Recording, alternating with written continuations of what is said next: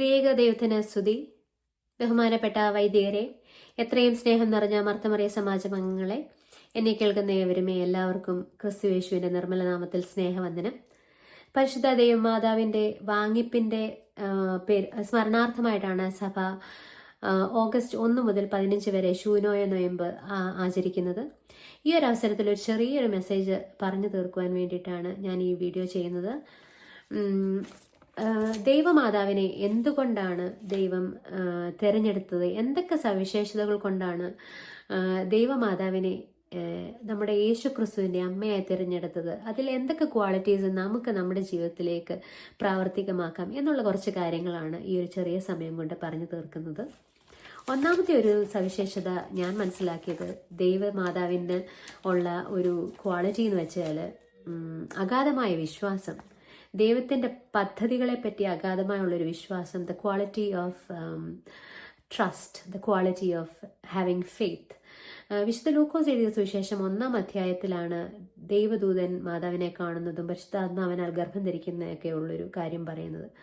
അപ്പോഴും മറിയം അതിനെയൊക്കെ ഏറ്റവും വിശ്വാസത്തോടെ ഏറ്റെടുത്ത് ആ ഒരു പദ്ധതിയിൽ പങ്കാളിയാവുകയാണ് ചെയ്തത്.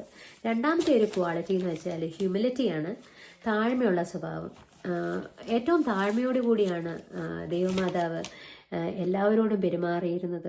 അതുപോലെ തന്നെ എലിശബത്തിൻ്റെ ഗർഭിണിയായിട്ടിരിക്കുന്ന എലിശബത്തിനെ കാണുകയും 3 മാസം പരിചരിക്കുകയും ഒക്കെ ചെയ്യുന്ന ഒരു കാര്യം വിശുദ്ധ ലൂക്കോസ് എഴുതിയ സുവിശേഷം 1-ാം അധ്യായത്തിൽ തന്നെ പറയുന്നുണ്ട്.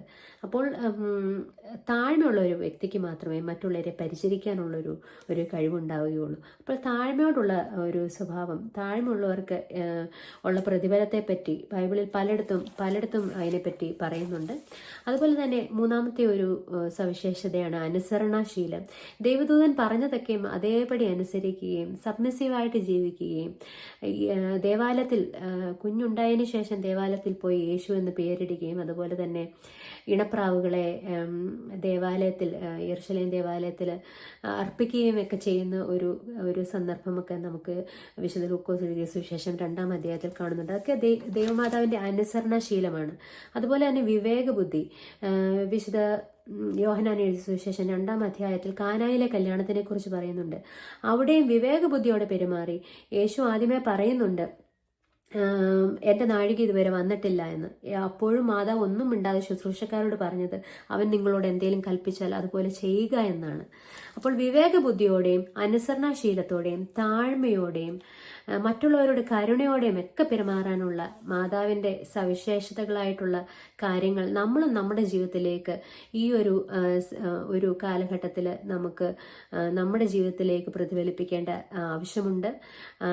പ്രത്യേകിച്ച് ശൂനോയ നൊയമ്പിൻ്റെ ഈ ഒരു സമയത്ത് നമ്മൾ ഈ ഒരു കാര്യം നമ്മുടെ ജീവിതത്തിലേക്ക് ഏറ്റെടുക്കേണ്ടതായിട്ടുള്ള ആവശ്യതയുണ്ട്. നമ്മുടെ കുടുംബത്തിനും നമ്മുടെ സമൂഹത്തിനും എല്ലാം കൊള്ളാവുന്ന വനിതാ രത്നങ്ങളായിട്ട് നമ്മളേവരും തീരട്ടെ എന്ന് ഞാൻ പ്രാർത്ഥിക്കുന്നു, ആശംസിക്കുന്നു. ഈ ഒരു അവസരം തന്ന MMVS Asia Pacific diocese committee മെമ്പേഴ്സിനോട് എല്ലാവിധ ഉള്ള നന്ദിയും രേഖപ്പെടുത്തുകയാണ്. Thank U.